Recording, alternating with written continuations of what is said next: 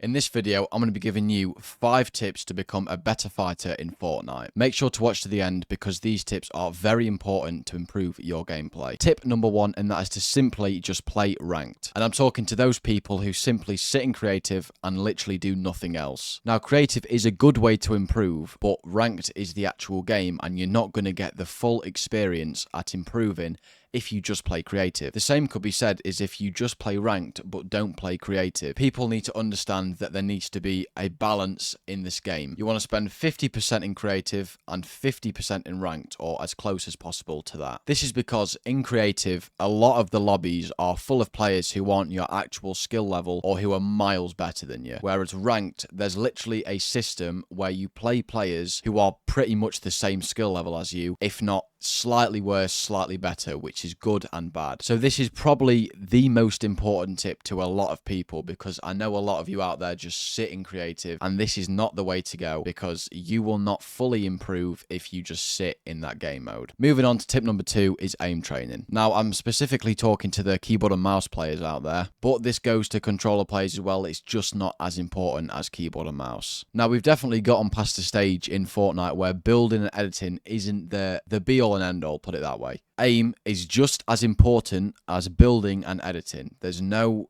question about that. If you want to be good at the game, you can't have one good and one bad. You have to have both as good as each other. Now, if I could recommend what to play, I would suggest playing either Kovacs or some aim trainer in creative. A little side tip in here as well is find a good sensitivity in the game, because if you have a small mouse space and you're playing on a small sense, then you're not going to go anywhere, let's be honest, mate. Like, you're shit if you do that. You know, kind of balance it out. If you've got a small mouse space, then play on high sense. If you've got high mouse space, then play on a low sense. It's kind of common sense, but some people obviously are quite stupid. So just a quick tip in there for those people who have 0 brain cells. Moving on to tip number 3, and that is playing solos. That's going to sound incredibly stupid, but trust me, solos is such a good way to improve. And the reason being, because if you either play duos, trios, or squads, you are constantly relying on players to help you. Whereas in solos, there is no one but yourself. This will force you to become better at the game and not rely on other people, only rely on what you have and your ability at the game. Now, a lot of people do just play duos or trios because obviously there's someone to play with and some people think it's easier, but that's not obviously what we're here for. We are here to improve at the game, and by playing solos, either ranked or whatever, probably not pubs actually,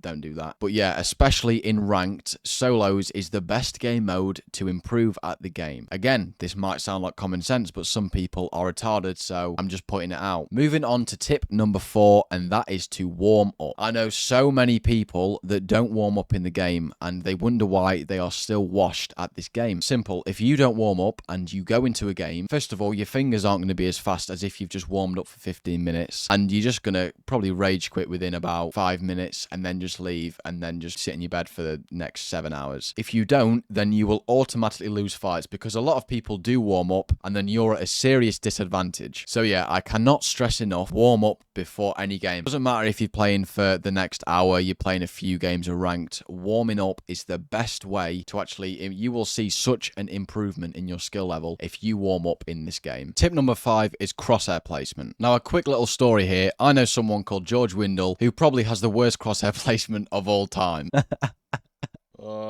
Sorry, George. This is mainly because he does not practice crosshair placement, and if he did, he would be such a better player. Practicing crosshair placement is such a fundamental in improving your gameplay. If you have someone who has shit crosshair placement and you have someone who has good crosshair placement, 9 times out of 10, you will lose if you're the one with bad crosshair placement. This is arguably one of the most important tips on this list. Just please train crosshair placement. That is the end of the video. I hope you did enjoy. Let me know if you did in the comments, and thanks for watching.